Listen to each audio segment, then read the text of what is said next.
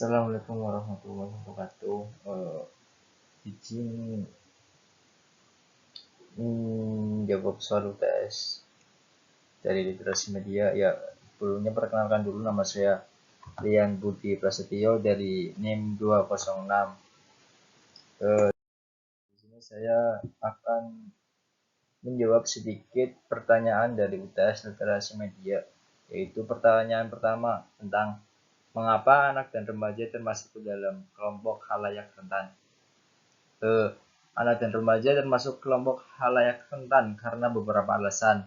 Yang pertama yaitu karena perkembangan kognitif, di mana otak anak dan remaja masih dalam tahap perkembangan sehingga mereka cenderung lebih mudah dipengaruhi oleh informasi yang mereka terima.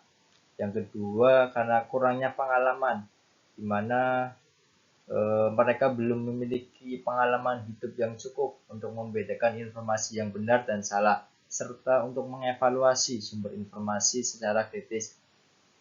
Yang ketiga, keingintahuan yang tinggi, di mana anak dan remaja memiliki rasa ingin tahu yang tinggi membuat mereka mudah tertarik pada hal-hal baru, termasuk informasi yang belum tentu akurat sumbernya. Yang keempat yaitu tekanan sosial, di mana mereka seringkali merasa perlu untuk diterima oleh teman sebaya sehingga mereka mudah terpengaruh oleh tren dan perilaku yang populer di kalangan teman-temannya. Lanjut, pertanyaan kedua yaitu tentang perbandingan antara media konvensional dan media digital. Media konvensional sendiri adalah media yang telah ada sebelum era digital.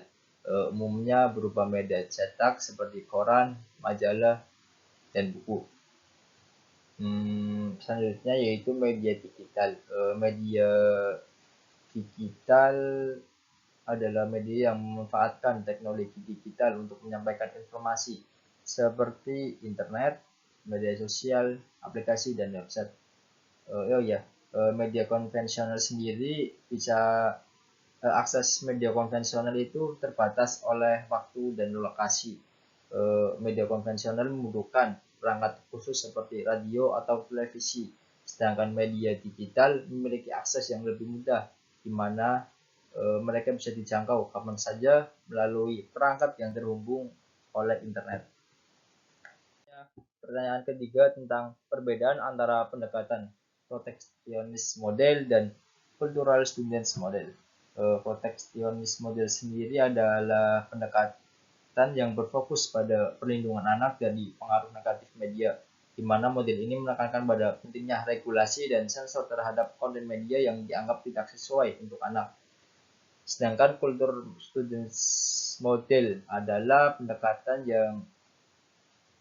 anak yang melihat anak sebagai konsumen media yang aktif dan kritis, di mana model ini menekankan pada pentingnya memberikan pendidikan media kepada anak agar mereka dapat memahami dan mengevaluasi pesan-pesan media secara kritis. Lanjut, keempat, yaitu tentang mengapa oligopoli atau konglomerasi berpengaruh terhadap opini rakyat atau demokrasi. Oligopoli atau konglomerasi adalah kondisi di mana sebagian besar pasar dikuasai oleh beberapa perusahaan besar. Kondisi ini dapat mempengaruhi opini publik dan demokrasi karena beberapa hal. Yang pertama karena kontrol atas media, di mana perusahaan-perusahaan besar seringkali memiliki kepemilikan atas berbagai media, di mana mereka dapat mengontrol narasi dan informasi yang disampaikan kepada publik. Yang kedua karena pengaruh terhadap kebijakan publik. Perusahaan-perusahaan besar memiliki kekuatan lobby yang kuat sehingga mereka dapat mempengaruhi kebijakan pemerintah yang berdampak kepada kepentingan mereka. Yang ketiga yaitu tentang pembatasan keragaman suara, di mana dominasi beberapa perusahaan besar dapat mempengaruhi keragaman suara dan perspektif yang berbeda dalam ruang publik. Pertanyaan selanjutnya yaitu pertanyaan kelima atau pertanyaan terakhir ya. yaitu tentang apa yang dimaksud dengan komodifikasi dan jenis-jenisnya. Komodifikasi sendiri adalah proses mengubah sesuatu yang sebelumnya bukan barang dagangan menjadi barang dagangan. Dalam konteks budaya, komodifikasi berarti mengubah aspek-aspek budaya seperti seni, tradisi, atau ide menjadi produk yang dapat dijual dan dibeli. Jenis-jenis komodifikasi juga ada beragam. Yang pertama adalah komodifikasi budaya, di mana eh, jenis ini mengubah aspek-aspek budaya menjadi produk komersial, misalnya mengubah tradisi menjadi pertunjukan wisata. Selanjutnya ada jenis komodifikasi tubuh. Jenis ini mengubah tubuh menjadi objek komersial, misalnya dalam industri kecantikan atau model. Yang ketiga ada jenis komodifikasi waktu. Jenis komodifikasi waktu sendiri adalah eh,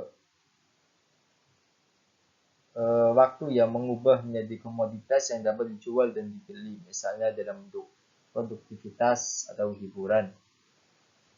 Jenis yang terakhir ada jenis komodifikasi alam. Komodifikasi alam sendiri adalah mengubah suatu sumber menjadi produk komersial, misalnya hutan menjadi lahan perkebunan.